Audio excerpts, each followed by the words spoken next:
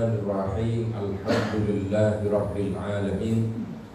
Allahumma salli ala sayyidina Muhammadin al-Fatihi lima ughliqa wal khatimi lima sabaqa nasiril haqqi bil haqq wal hadi ila siratikal mustaqim wa ala alihi haqqa qadrihi wa miqdarihil azim. Amma ba'du. Usikum wa nafsi bittaqwallah faqad fazal muttaqun.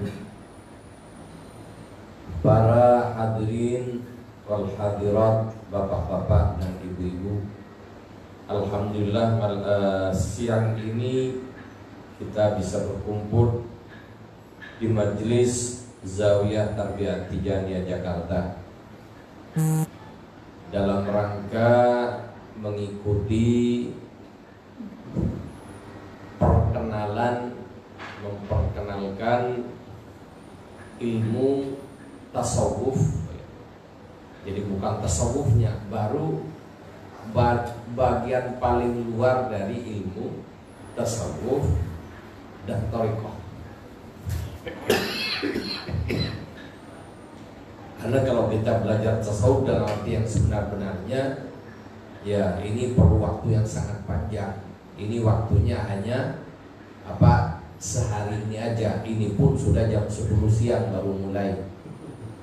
Itu sehingga mungkin ada 2 sesi penting. Sesi sebelum sholat zuhur nanti sampai dengan kurang lebih jam 11.45 kita istirahat. Kita akan berbicara apa itu hakikat kehidupan dan bagaimana cara menyikapinya kehidupan itu sendiri. Yang selanjutnya, karena ini menyangkut adab kita kepada Allah Subhanahu wa Ta'ala, dikenal dengan ilmu tasawuf. Jadi ilmu tasawuf itu adalah ilmu yang secara khusus membahas akhlak. Ilmu yang secara khusus membahas adab. Ya, kalau kita sekarang kan ramai bicara Pancasila, ya beradab, karena ada kata beradab. Artinya kita ini manusia, yang namanya manusia harus punya adab. Adab dengan siapa? Pertama, adab dengan dirinya. Dengan diri kita harus kita beradab. Ya, kita mandi tiap hari bagian dari adab kita terhadap diri kita sendiri. Makan makanan yang halal bagian dari adab dengan diri kita sendiri. Kemudian setelah itu adab dengan orang lain. Ya, hablum minan nas. Siapa orang lain itu? Ya, dengan orang tua kita. Kalau kita seorang ayah dengan istrinya, istri dengan suaminya, dengan anak-anaknya, dengan kedua orang tuanya, plus dengan tetangga-tetangganya. Karena kita hidup dalam berbangsa bernegara, ya, dalam kehidupan berbangsa bernegara pun juga perlu adab. Makanya dalam Pancasila itu ada sila kemanusiaan yang adil dan beradab. Cuma tidak ngerti nanti kalau diperos-peros. Kan katanya Pancasila ini mau diperos-peros lagi ini kan. Ya, kalau diperos nanti tinggal ampasnya kan. Kan gitu. Yang katanya ampasnya itu terakhir tinggal gotong royong, berarti tidak usah sholat sudah. Kalau hanya gotong royong, nyangkul bareng-bareng, ada kotor dibersihkan bareng-bareng, itu aja kan yang namanya gotong royong. Itu. Tapi kalau ngutang duitnya dihabisin, ya diumpet-umpetin, orang lain tidak boleh kebagian. Nah, itu. Jadi para hadirin rahimahullah, intermezzo. Jadi kita berbicara hakikat kehidupan ini bagaimana dan bagaimana menyikapinya. Tentunya karena kita ini orang beragama dan agama kita Islam, maka kita ayo berorientasi kepada Al-Quran.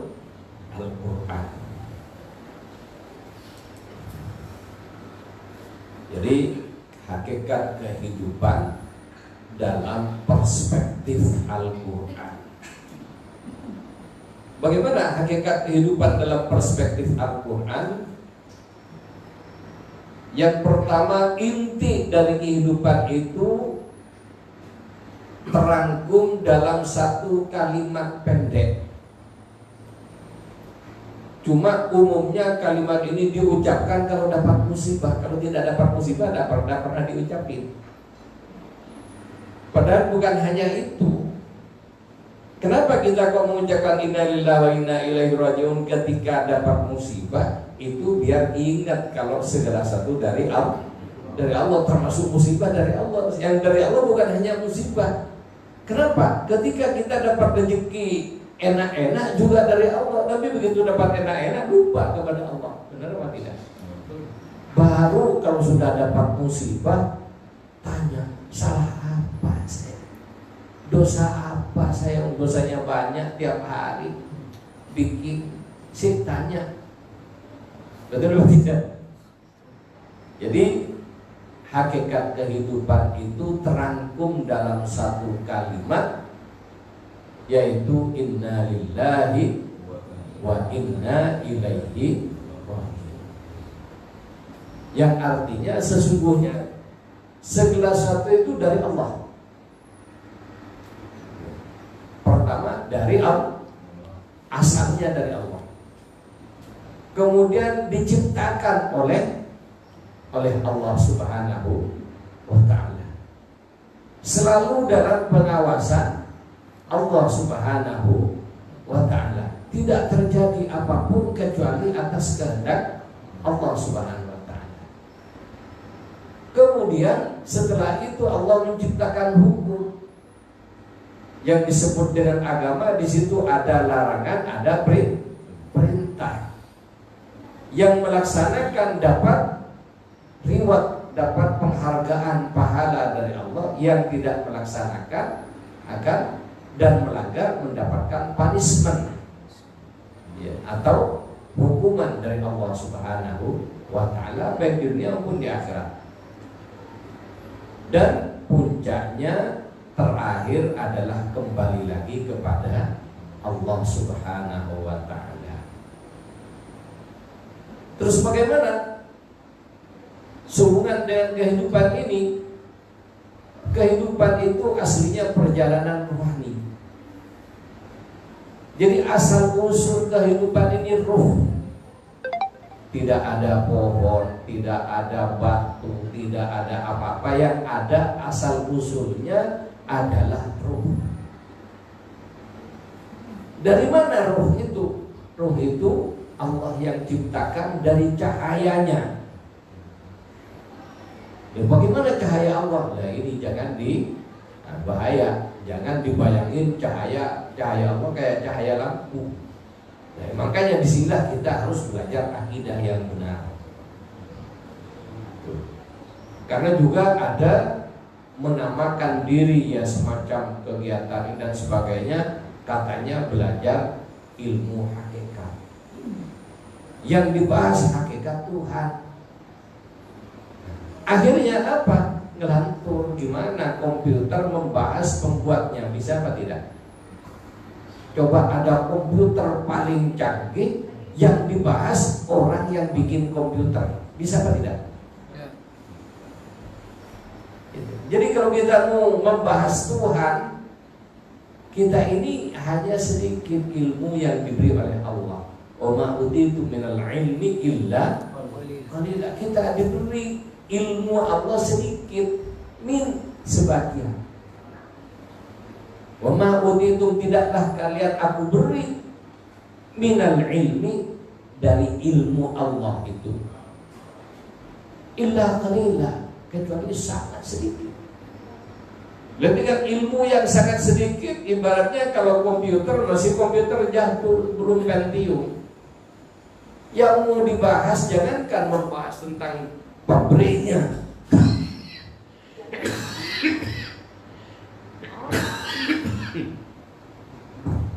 Jadi kan kalau bahas pencipta komputer, sebelum tahu penciptanya juga ada pabriknya. Gimana membahas pabriknya? Oh, komputer nggak pernah lihat pabrik.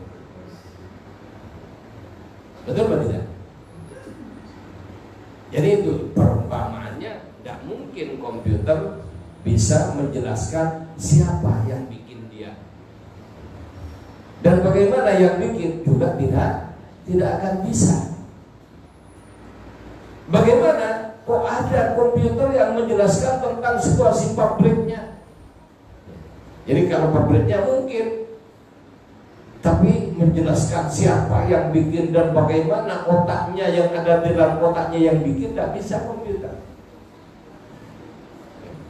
Kalau berbicara pabriknya memperkenalkan. Nah ini, jadi pembuat komputer menceritakan tentang pabriknya. Oh apa? Mereknya Toshiba, mereknya apa lagi? Ya HP, mereknya ini dan lain sebagainya. Kemudian dalamannya ini itu dan sebagainya, RAM-nya sekian. Ya itu kan ada ketika kita beli komputer, bisa dilihat apa yang ada dalam komputer. Filenya berapa giga, RAM-nya berapa giga, prosesornya bagaimana, motherboard-nya bagaimana.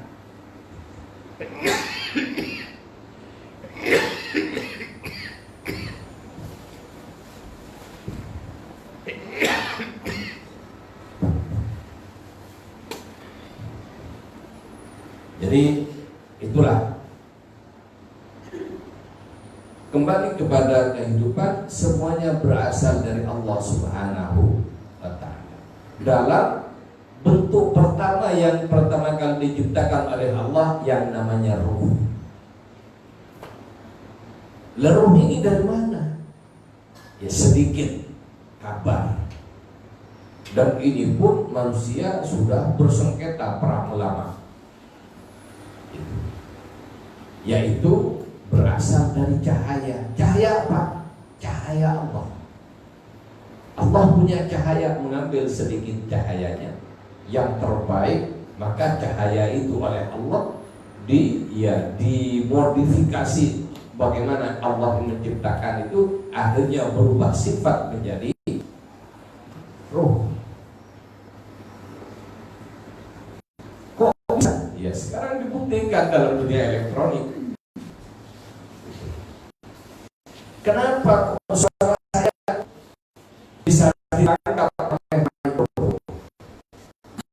Kemudian dari mikrofon masuk melalui pesawat, ini namanya kalau bahasa ya ilmiahnya pesawat kan semuanya.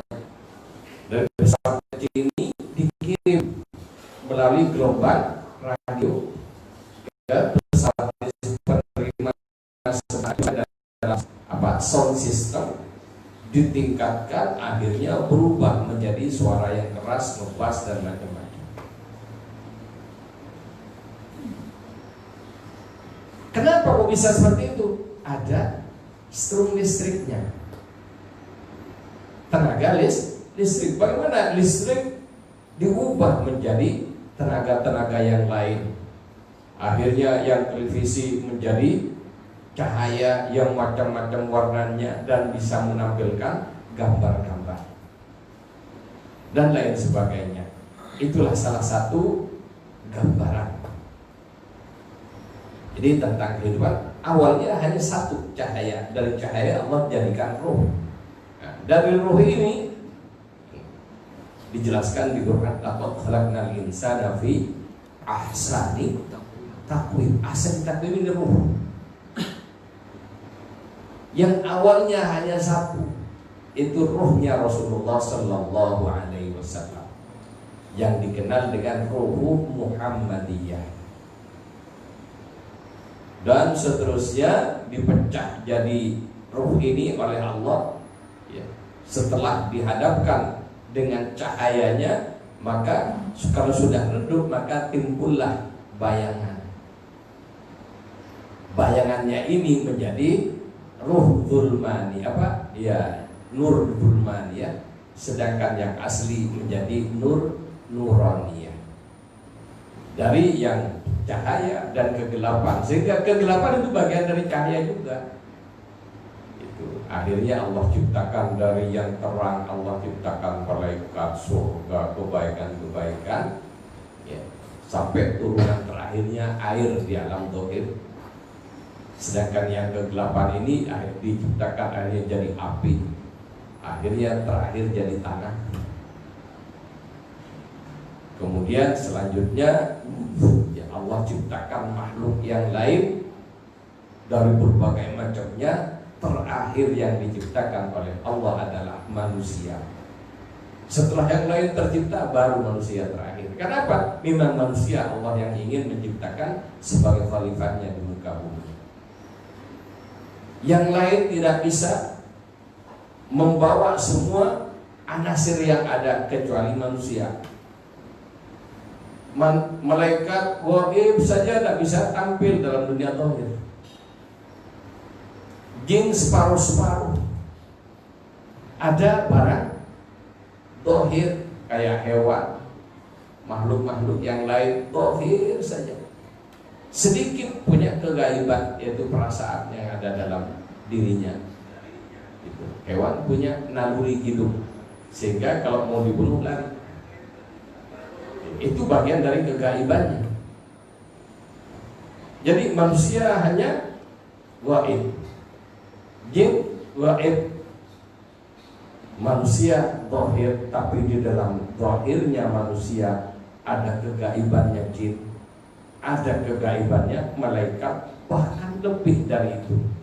Sehingga ketika Isra Mi'raj sampai langit ke-7, malaikat Jibril menyerah. Ya Rasulullah, saya tidak bisa ngantar lagi lebih lanjut, karena saya kalau masuk ke area setelah ini saya terbakar.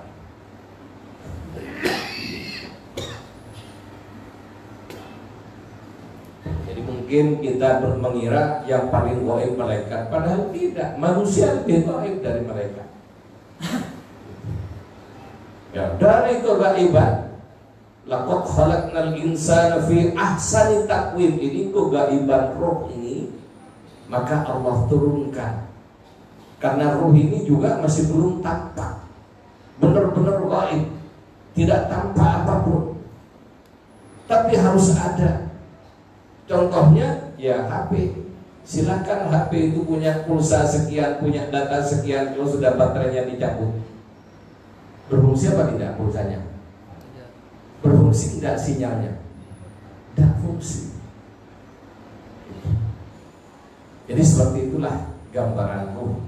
Sehingga kita, kenapa kok mati? Baterainya dicabut. Jadi baterai kehidupan kita dicabut menjadi mati. Para hadirin rahimakumullah. Jadi intinya setelah itu diturunkan lagi oleh Allah dari ruh, sehingga disebut namanya akal.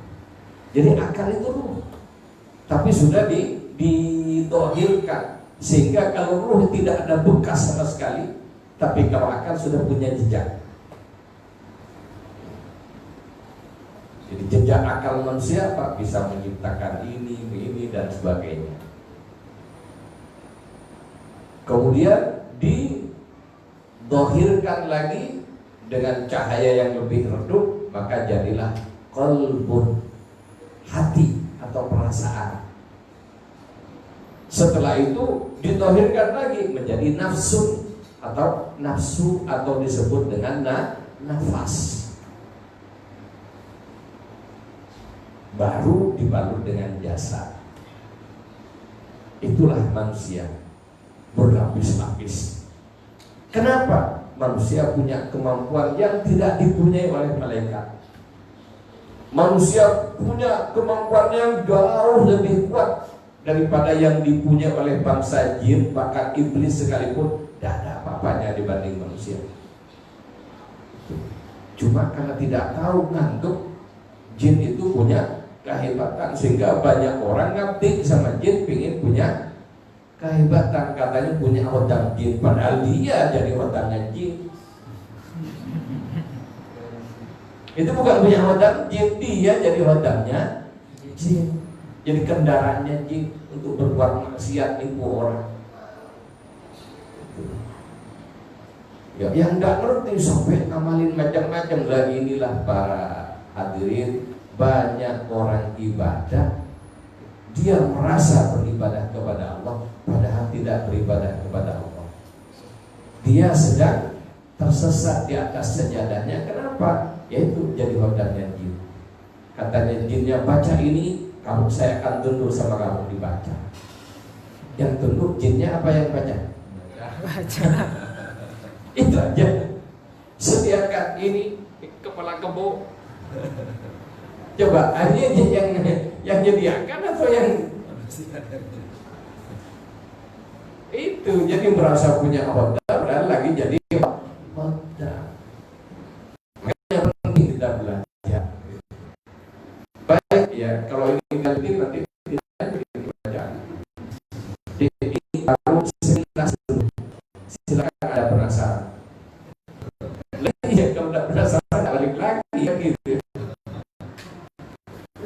Jadi nanti bahas di waktu yang lain. Jadi bagaimana itu? Kemudian para hadirin rahmatullah,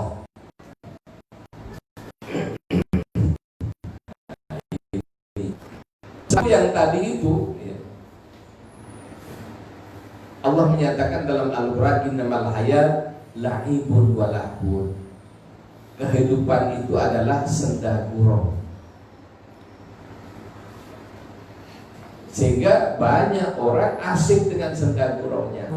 Coba kalau main HP seharian, terasa atau tidak? Ya terasa, punggungnya pada bengkok. Itu cuma kalau main HP tidak ada masalah. Tapi coba buka Quran 10 menit, terasa apa tidak? Nah ini. Coba ngopi ngalor ngidul, tidak terasa setengah hari. Ngaji setengah jam, aduh lama banget.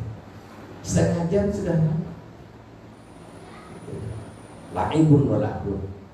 Wa tafa'ahur, saling membanggakan bil amwal, dengan harta kekayaannya itu, wa bis beli motor baru. Dan yang lebih konyol lagi itu, saya sholat duha, ini hasilnya. Ada kan? Itu dan lain sebagainya. Dan itu adalah orang yang ya terkecoh dalam kehidupannya, merasa beribadah padahal dia tidak beribadah kepada Allah. Kemudian tujuan utama dari penciptaan mati dan kehidupan adalah menguji. Allah menyatakan dalam Al-Quran, Tabarakalladzi biyadil mulku wa ala kulli syai'in qadir, alladzi khalaqal mauta. Allah yang menciptakan kematian. Sebelum ada kehidupan, kematian dulu yang ada. Belum ada siapa-siapa, mati kan sebelumnya. Nah, baru wal hayat. Setelah dari ketidakadaan menjadi ada, yang disebut dengan kehidupan.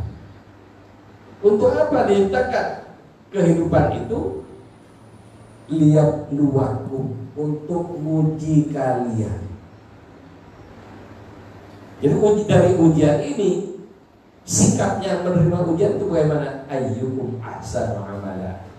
Siapa di antara kalian yang terbaik menyikapi ujian tersebut? Karena ada orang kalau lagi senang ya lupa bersyukur kepada Allah, tapi senang sedikit, waduh, macam-macam sudah. Bahkan Allah disalahkan. Padahal itu kasih sayang Allah, dikasih ujian itu kasih sayang Allah. Kenapa? Kalau tidak ada ujian itu, tasbihnya bisa-bisa sampai, kata orang Jawa, bau. Tahu bau? Sampai jamur digantung tasbihnya. Tapi begitu sudah ada musibahnya, waduh, pagi-pagi sudah pegang tasbih sampai dikit tasbihnya.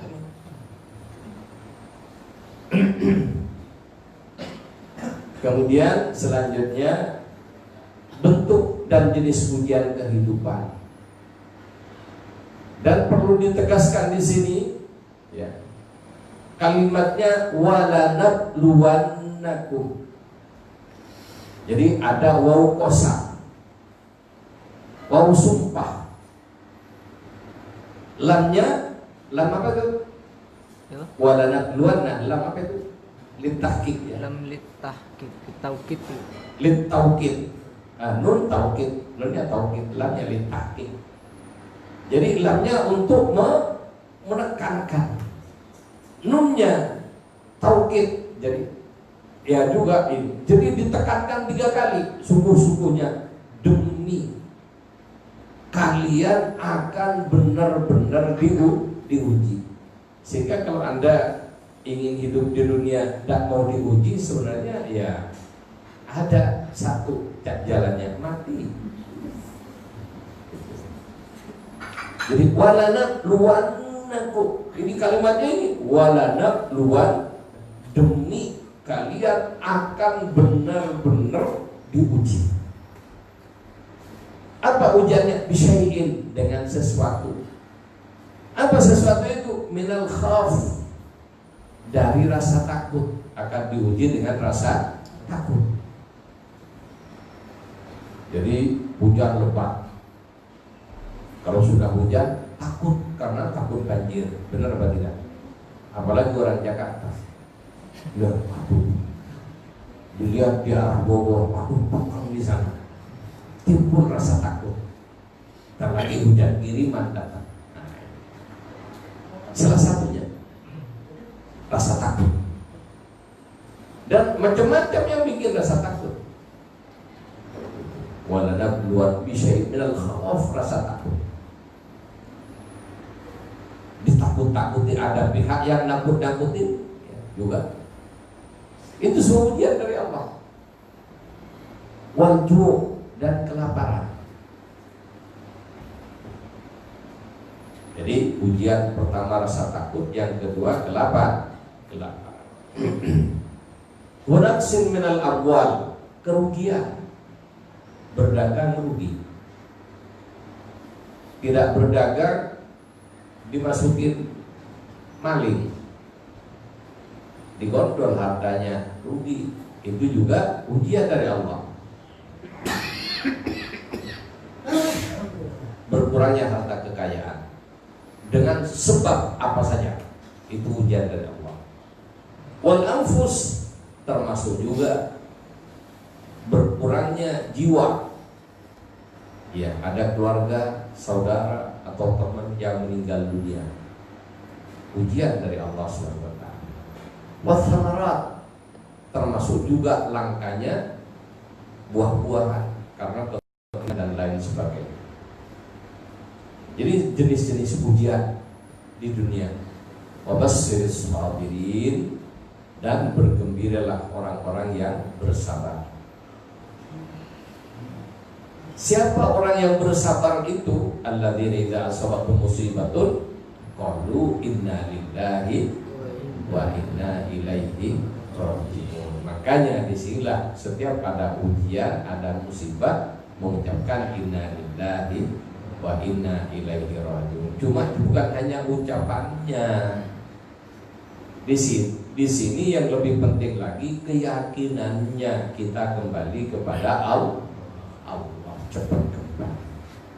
Jadi orang-orang yang tadinya lupa kepada Allah setelah diuji ingat kepada Allah, inilah. Jadi mengucap qalu itu mengucapkan la inna lillahi wa inna ilaihi raji'un. Dalam hal ini juga ucapannya terucap, ingatan dan kesadarannya juga nyampe kepada Allah Subhanahu wa ta'ala.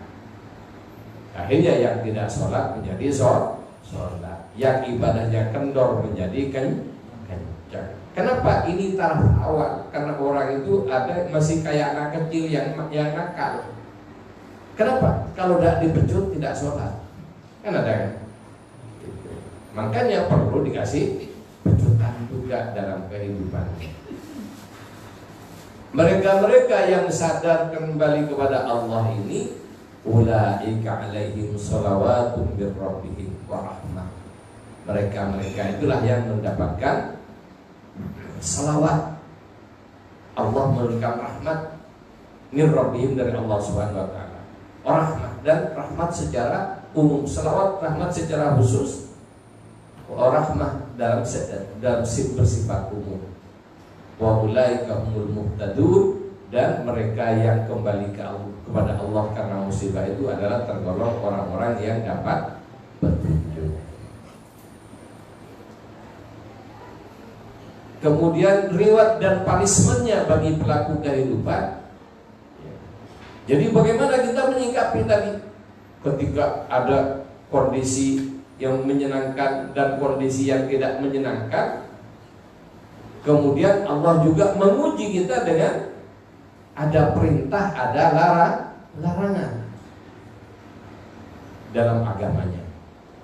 Maka di sini Allah menyatakan fa'amma man thaqulat mawazinu fahuwa fi 'ishatir radiyah wa amma man khaffat mawazinu fa ummuhu hawiyah wa ma adraka ma hiya narun hamiyah. Sadaqallahu alazim. Fa amma man thaqulat mawazinuh, barang siapa yang berat timbangan kebaikannya. Jadi menyikapi kehidupan ini manusia ada yang baik sikapnya, ada yang tidak baik sikapnya. Apa saja? Ada orang miskin, begitu diberi harta kekayaan lupa kepada Allah Subhanahu wa taala. Ada apa tidak? Ya. Ketika masih miskin, siang malam, ya karena dulu saya imam di Cut Mutiah ketika masih di Menteng, saya 8 tahun tinggal di Menteng. Imam masjid Cut Mutiah sana itu banyak sampai tidur di masjid, nginep di masjid itu. Nah, kenapa? Ditanya, karena di kampung punya musibah, kemudian dikejar-kejar, larilah ke masjid. Dan asik di Menteng itu, begitu beberapa meter ada Gang Jaksa. Tahu, ada yang sudah tahu Gang Jaksa? Jalan Jaksa. Tempat apa? Nah, tempat turis asing melampiaskan ya hobi-hobinya di situ. Jadi 100 meteran doang dari masjid jaraknya. Begitu sulit kehidupannya, siang malam iktikaf di masjid. Selesai dapat jalan dia diberi oleh Allah, iktikafnya pindah ke diskotik. Ada tidak? Itu. Makanya fa'amma man thaqulat mawazinuhu, barang siapa yang berat timbangan kebaikannya karena menyikapi kehidupan dengan baik dan benar, fahuwa fi 'ishatir radiyah, maka dia mendapatkan kehidupan yang diridhoi oleh Allah Subhanahu wa taala. Diridhoi di dunia, diridhoi di akhirat. Wa amma man khaffat mawazinuhu, yang ringan timbangan kebaikannya, fa ummuhu hawi, maka dia akan diceburkan ke dalam neraka hawiyah. Apa neraka hawiyah itu? Narun hamiyah, api yang menyala-nyala. Dan neraka itu bukan hanya di akhirat, di dunia sudah ada neraka itu. Jadi kita ini di hati kita itu ada surga, ada neraka. Makanya ada orang sampai tidak mampu hidup di dunia, lebih baik mati daripada kayak gini, akhirnya gantung diri. Ada apa tidak? Lebih baik mati akhirnya loncat dari gedung tingkat tinggi, bukan karena tidak punya duit. Saya baru-baru di Jakarta ada kejadian di mana? Di dekat Senayan. Itu ada apartemen yang tingkat berapa? 37, ada seorang pengusaha India itu loncat. Bayangin dari lantai 37 di apartemen. Bukan tidak punya uang, dibuka di kamarnya, tasnya berisi uang 30 juta. Belum di ATM dan macam-macam itu di tasnya aja. Jadi bukan karena dia bisa makan, bukan karena puyeng, wallahu alam apa puyengnya sampai-sampai dia. Nah, itulah neraka dunia. Sehingga membuat orang tidak mampu, tidak betah di dunia. Sehingga ya langsung goodbye, wahai dunia. Loncatlah dia, ada bedah kepalanya membentuk mobil di bawah. Bayangin tiga jadi masing-masing 3 meter aja berarti 100 meter.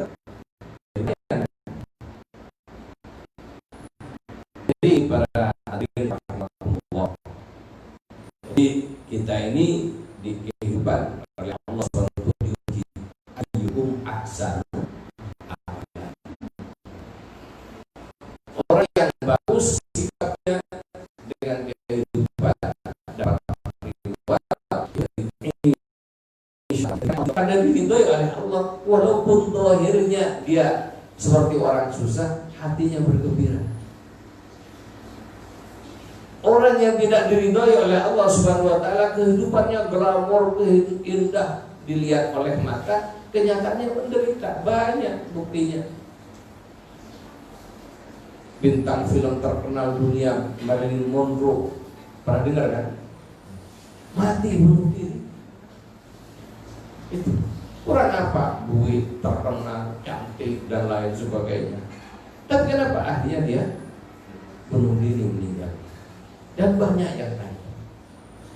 Sehingga ya orang banyak duit tidak menjamin bahagia. Tapi orang banyak duit bisa beli apa saja. Memang duit bukan segala-galanya, tapi kalau tidak punya duit maka puyeng semuanya. Jadi ya itulah para hadirin rahimakumullah. Lanjut. Kemudian menyikapi kehidupan itu bagaimana? Karena manusia oleh Allah Subhanahu wa taala diciptakan sebagai hamba untuk beribadah kepada Allah. Wa ma khalaqtul jinna wal insa illa liya'budun.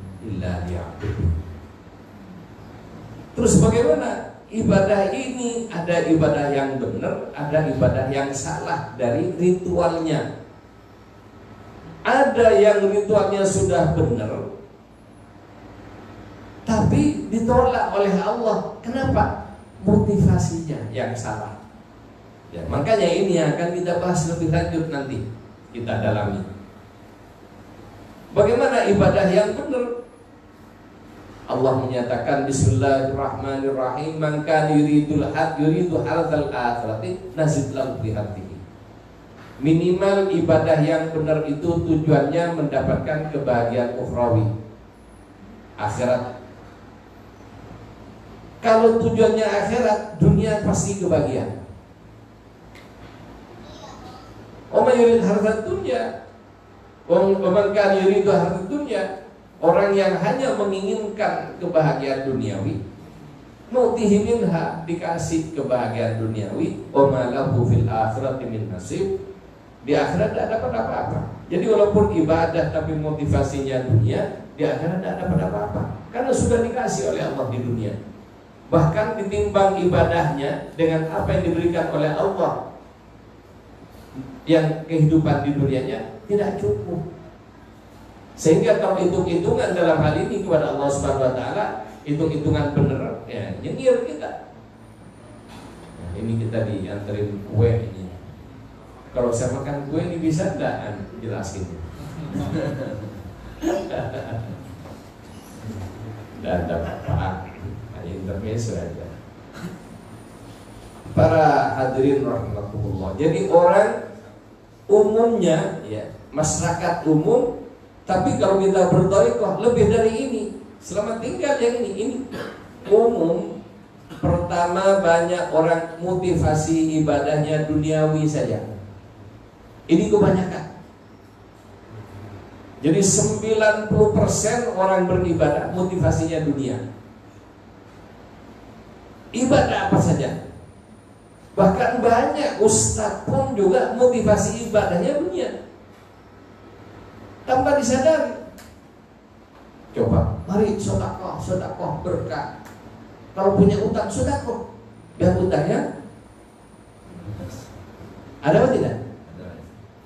Kalau punya kesulitan, sedekah, biar kesulitannya. Ini karena Allah apa karena utang?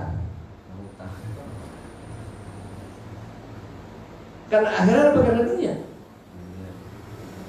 Kalau hanya seperti itu motivasi ibadahnya, nutihi min hati, kasih lunas utangnya nanti. Di akhirat nyengir, tidak ada apa-apa.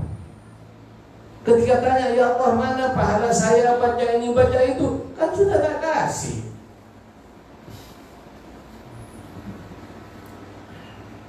Bahkan kalau dikirmat nanti kurang nanti ibadahnya dibanding rahmat Allah yang diberikan kepada kita, yang tidak pernah ditagih oleh Allah. Coba tak usah repot-repot.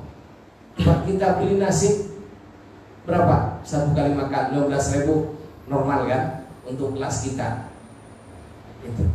Beli air ini dan sebagainya. Tapi kita tidak pernah beli oksigen. Diberi sulit sedikit bernafas, terpaksa pakai oksigen. Dan pakai oksigen. Berapa oksigen satu tabung? Mahal. Kalau hanya mahal belinya masih penting. Bayangin kalau Anda harus bawa tabung ke sana kemari, digendong kayak astronot nanti. Betul atau tidak? Ini aja dihitung dengan rahmat Allah yang diberikan kepada kita, seluruh ibadah kita sudah habis. Makanya jangan hitung-hitung ibadah kepada Allah Subhanahu wa taala. Ini baru udara yang masuk. Belum nikmat dikasih hidung oleh Allah. Ada orang dikasih puntung jalan kencingnya, harus kencing melalui perutnya. Coba ke sana kemari bawa keringat. Ada orang harus buang air besar dari perutnya, ada kan? Bisa dibayangin. Coba kalau pas jadi bintang film mau syuting masih harus ngumpetin jirigannya gimana? Ini aja kalau dihitung sudah. Jadi Allah menyatakan, barang siapa kamu beribadah untuk ukhrawi, untuk dapat surga, maka dunia kamu saya kasih sebagai bonus. Dikasih bonus oleh Allah dunia. Ya sehingga orang-orang yang ibadah kepada Allah karena ingin dapat akhirat, ya walaupun dia tidak terlalu kencang urusan dunianya, maka dikasih bonus oleh Allah Subhanahu wa taala. Atau andaikan tidak begitu, dia aslinya akan mendapatkan musibah besar, diringankan oleh Allah musibahnya. Tetap dapat musibah tapi kadarnya lebih ringan.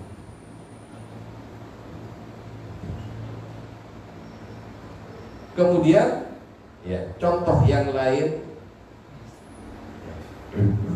bahwa kebanyakan kita ini 90% ibadahnya untuk dunia. Makanya standar dunia. Ada yang sukses baca apa kan? Umum apa tidak? Setelah sukses ternyata ngalim apa?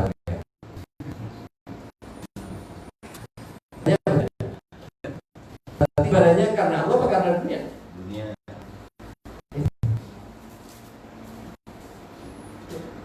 Misalnya yang cowok gantengnya tidak, pokoknya di bawah sadar dan cantik. Penasaran, tanya temannya dibacain apa? Ada apa tidak? Apa? Iya. Sehingga pun juga karena banyak seperti itu orang-orang penipu, ya aslinya penipu. Sampai ada di koran dijamin ceweknya kayak perangko nempel di, kan ada begitu. Kalau tidak mahar kembali 100%. Apa ada atau tidak? Jadi ibadah terkecoh, tertipu. Akhirnya tidak ibadah kepada Allah, ibadah dengan cita-citanya, ibadah dengan ambisinya. Kemudian ada yang lebih bagus karena ingin dapat akhirat, sehingga orang kayak begini dunia diuji.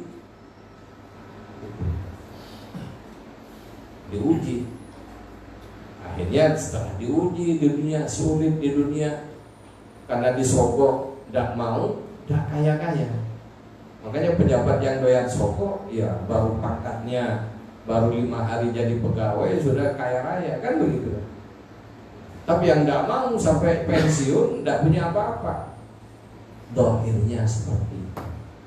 Padahal tidak, kebahagiaan bukan pada uang. Intinya seperti itu motivasi. Ada motivasi duniawi, ada motivasi ukhra. Sedangkan kita kalau sudah masuk ke thariqah, bukan hanya ukhrawi tujuannya. Apa? Kita beribadah kepada Allah. Coba zikir la ilaha illallah. Tidak ada yang disembah kecuali Allah.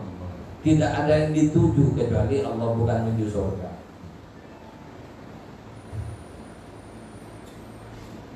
Bukan takut neraka. Karena perintahnya ittaqullah.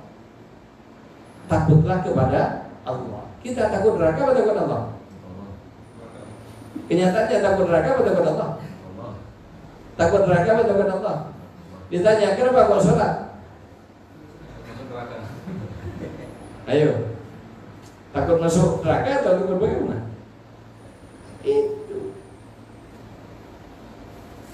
Makanya dengan thariqah ini kita benerin bagaimana ibadah yang benar.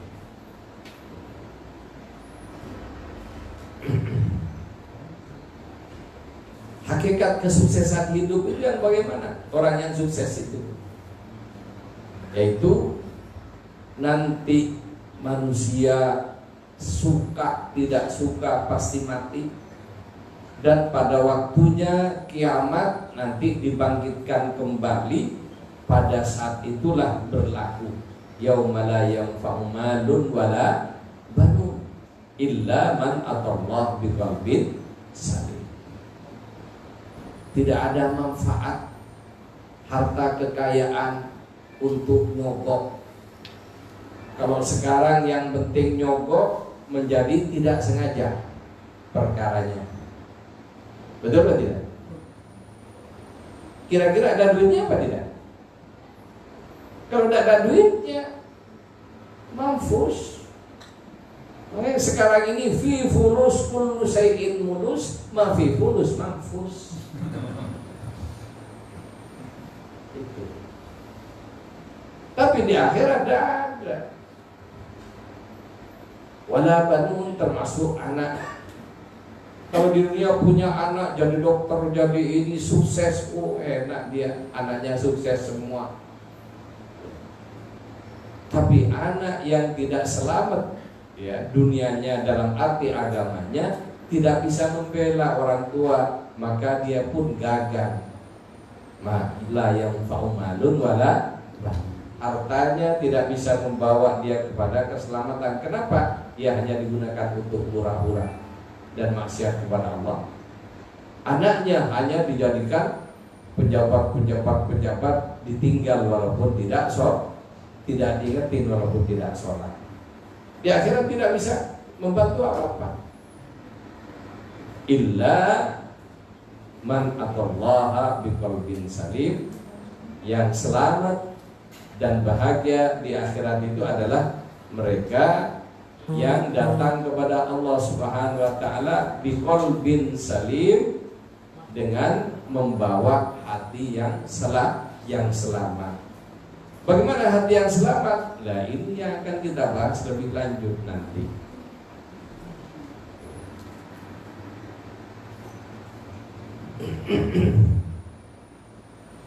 Jadi pertanyaannya, tahukah Anda kiat-kiat mencapai kesuksesan hidup di dunia maupun di akhirat? Sudah tahu? Kiat-kiatnya udah tahu? Udah tahu belum? Ya, kalau ngomong dengan orang tidak tahu repot juga ya. Udah tahu belum? Kalau sudah tahu ya sudah.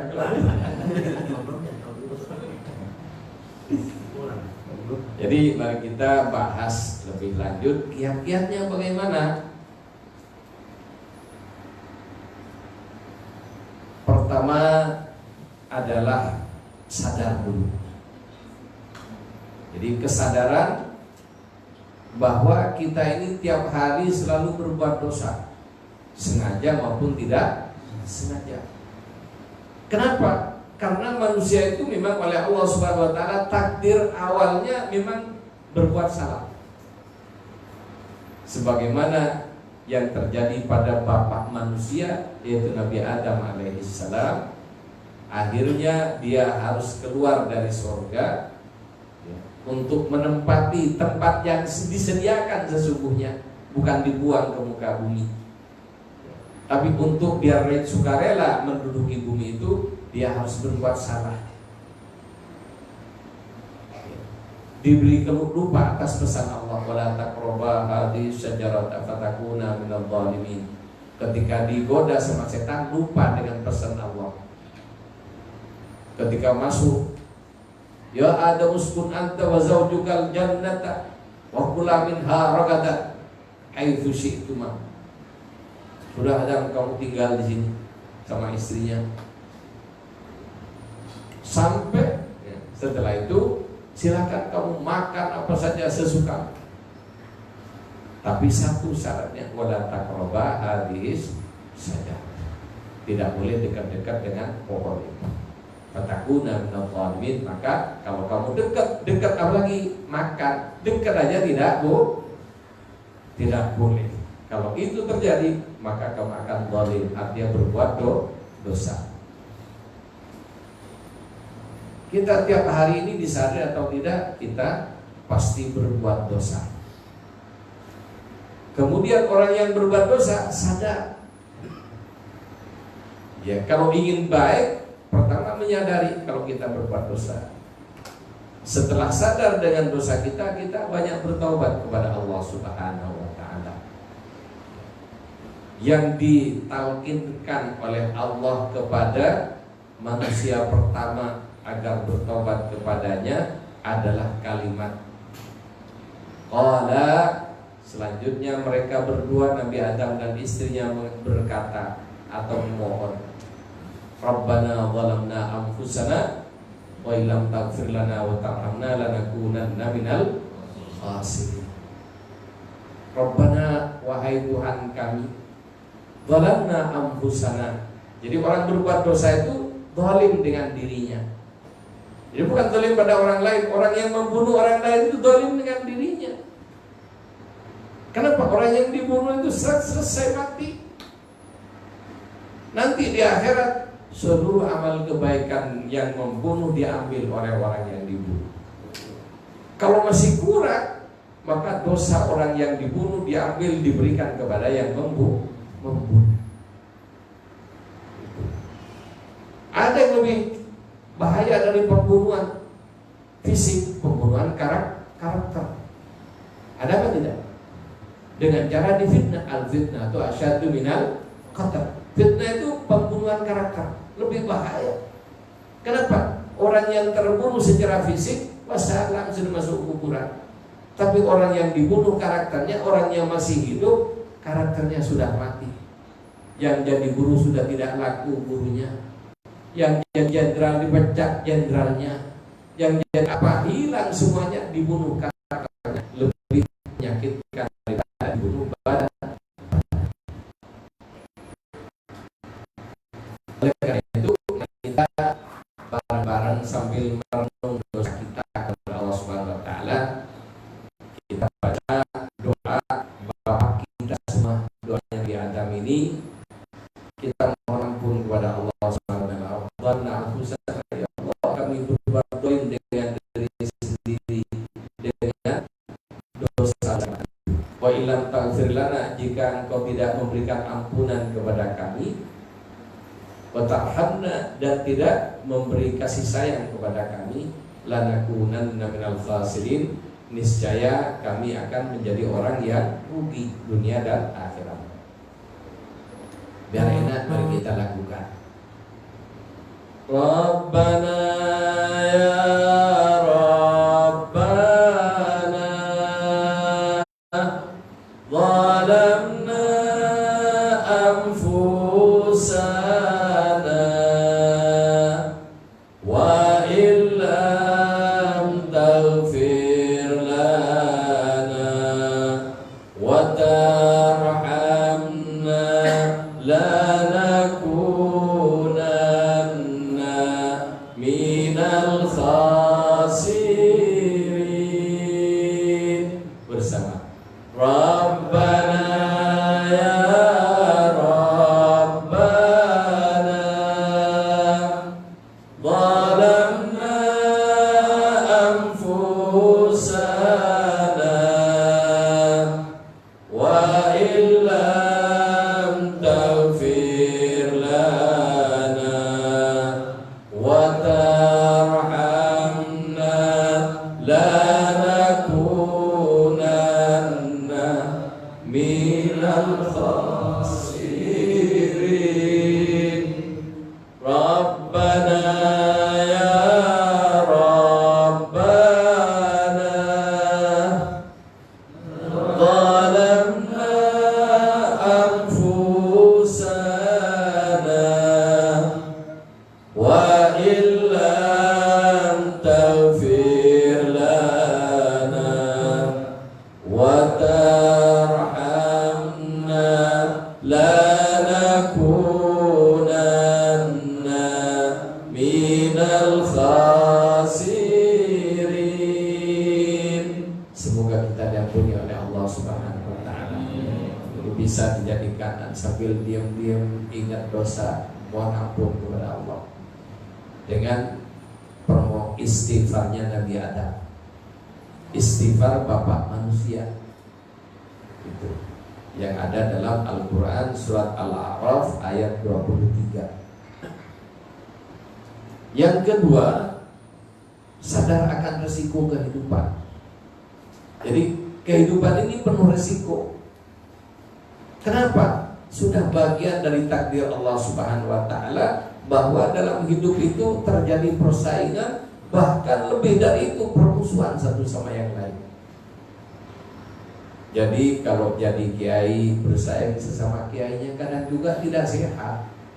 Saling sangkut antar kiai itu ada. Jadi bukan hanya pedagang di pasar saling sangkut itu. Ada di mana-mana. Itu. Pejabat satu dengan yang lain rebutan jabatan saling sangkut itu ada. Sampai disiram air keras ada kan? Ada apa enggak? Udah sengaja kalau itu. Gitu. Jadi itu kehidupan. Kita harus sadar kita hidup ini adalah berhadapan dengan resiko kehidupan kerasnya alam semesta. Kenapa? Allah sudah mentakdirkan dalam firman-Nya, qala bitu ba'dukum li ba'din adu. Bitu silakan kamu berpencar di muka bumi. Qala Allah ihbitu ba'dukum li ba'din adu. Maka jadilah kalian saling bermusuhan satu sama yang lain. Walakum fil ardi mustaqarrun. Dan kalian akan tinggal di muka bumi yang keras itu. Wa mata'un ila hin, dan bisa juga kalian bersenang-senang di situ sampai waktu yang ditentukan oleh Allah Subhanahu wa taala.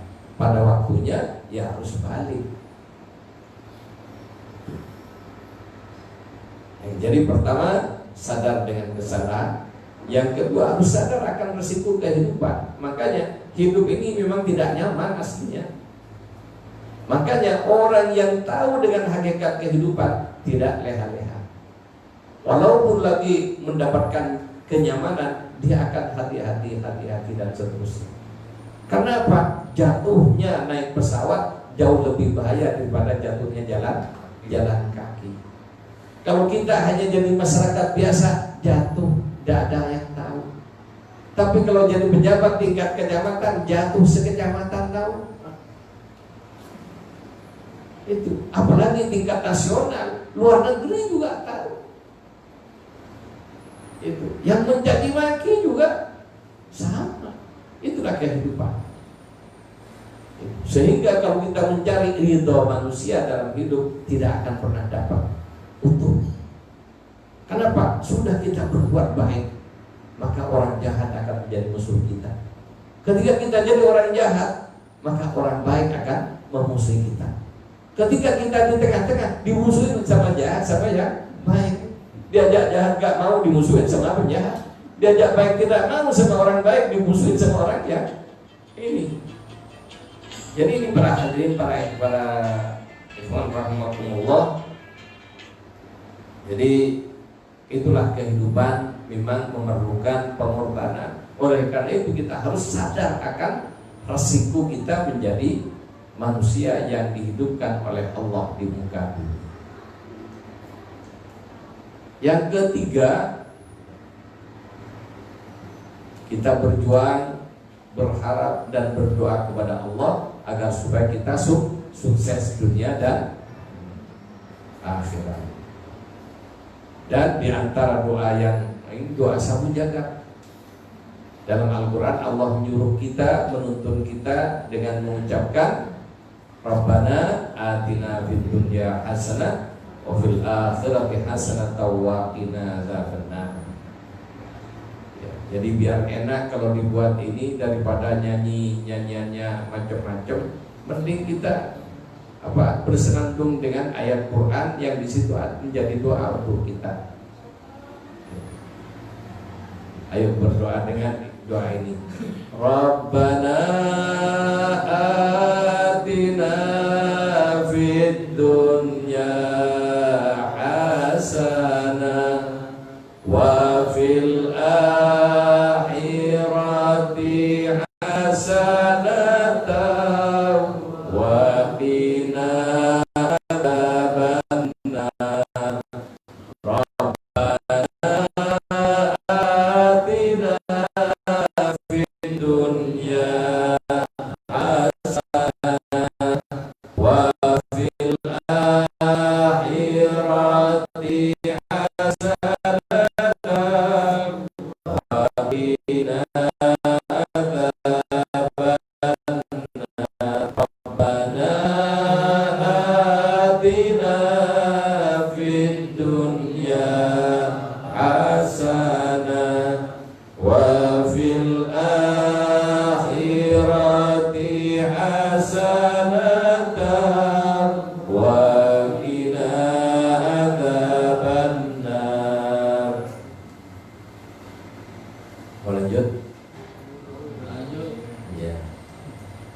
Baik, para hadirin rahimakumullah, selanjutnya ya, masuk ini sesi kedua. Yang dulu dikat dulu.